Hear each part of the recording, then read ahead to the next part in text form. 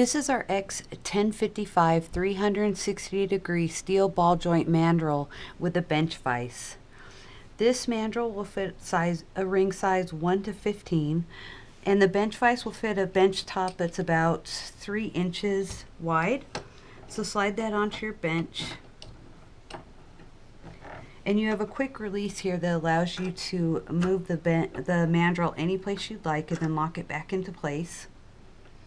And you can also remove this by unscrewing it from the bench vise so you can use it in your hand if you'd like to.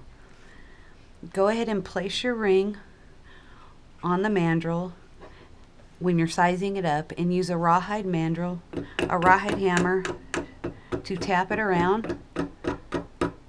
And you want to go evenly around your entire ring. Remove it. You might have to slightly loosen it by going upwards, and flip it around, and then do that again. And you want to do that until your ring is the size that you'd like.